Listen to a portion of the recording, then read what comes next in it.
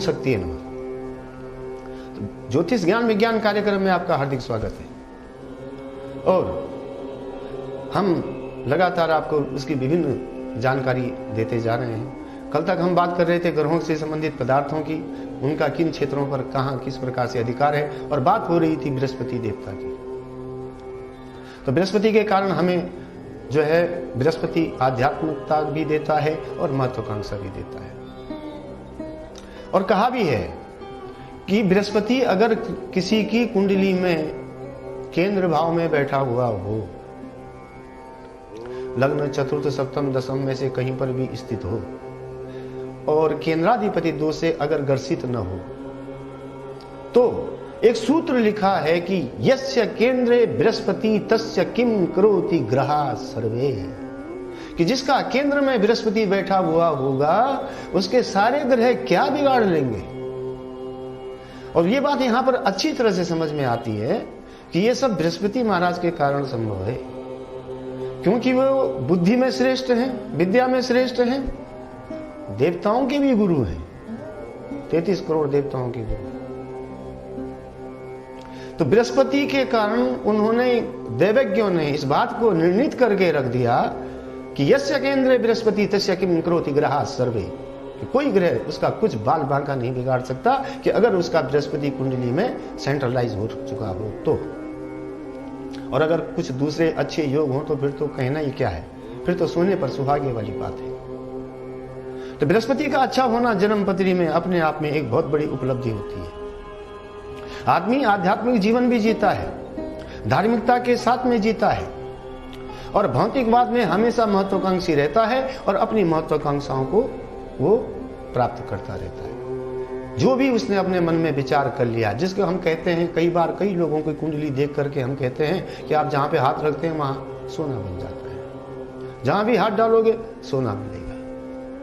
यानी कि जहां भी आप जिस भी कार्य में जिसमें अपनी महत्वाकांक्षा बना देंगे वहां पर आपको बृहस्पति महाराज सफल कर देते हैं। तो बृहस्पति का इतना बड़ा सहयोग, बृहस्पति की इतनी बड़ी ताकत व्यक्ति के अंदर मात्र जो है एकमात्र बृहस्पति ही दे सकते हैं कि जो भौतिक बात में भी आपको सफल करें और आध्यात्मिक बात में भी आपको सफल करें। दूसरा कोई ग्रह आध्यात्म देता भी तो नहीं है, उनका आध्यात्म टेम्परेरी होता है।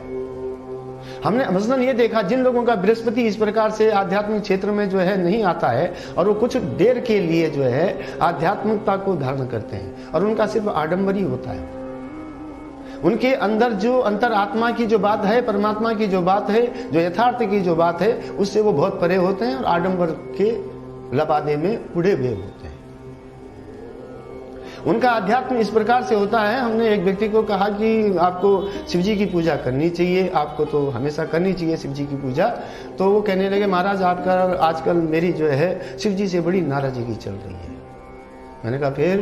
बोले वैसे तो मैं उनका बहुत बड़ा भक्त हूँ, मेरी सब तमाम जो धार्मिक भावना है शिव जी पर ही प्रेषित करता हूँ, लेकिन बोले मेरा बहुत दिनों से कारोबार ठीक नहीं हो रहा है, मैं शिव जी को बार बार यही निवेदन कर रहा हूँ, मेरा कार्य आप ठीक करें ठीक करें ठीक करें। तो बोले मेरा आजकल शिव जी से झगड़ा चल रहा है। मैंने कहा झगड़े में क्या कर रहे हैं आप लोग जो है? उन्होंने कहा पहले मैं शिव जी को ठंडा जल चढ़ाता था, आजकल मैं गर्म जल चढ़ा रहा हूँ। ओह, कितने आश्चर्य की बात है। आपको उपलब्धि नहीं हुई और आपकी आध्यात्मिकता छू हो गई।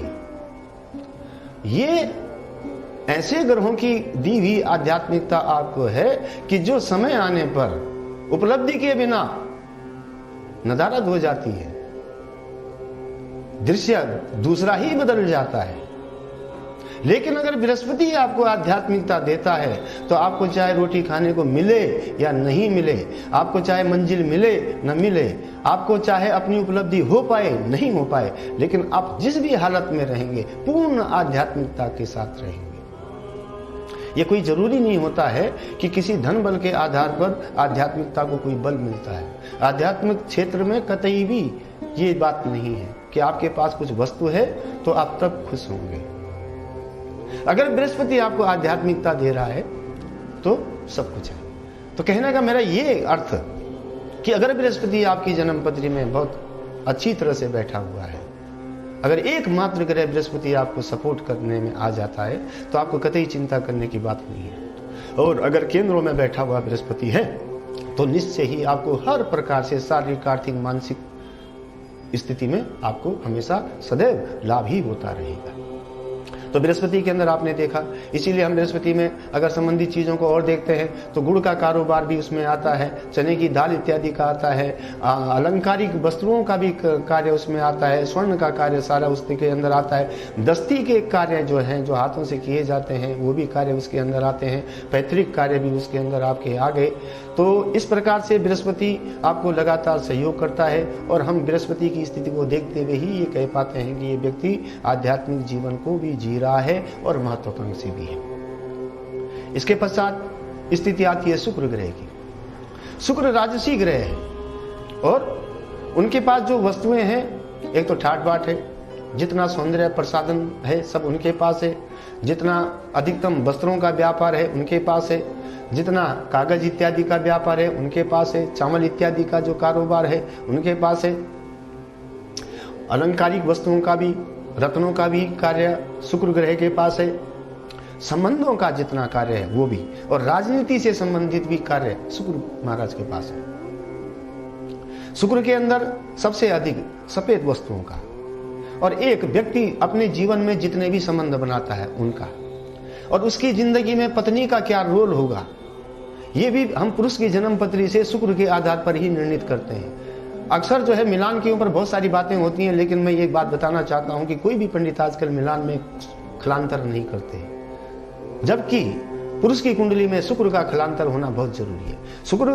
पत्नी का प्रतिनिधित्व करता है और उसके कारण शुक्र हमारे लिए बहुत अहम हो जाता है। एक ऐसा कार्यक्रम ज्योतिष का कि जिसके द्वारा आप लगातार अपनी किसी भी समस्या का समाधान इस कार्यक्रम से हासिल कर सकते हैं। देखते रहें हमारा प्रोग्राम ज्योतिष ज्ञान विज्ञान।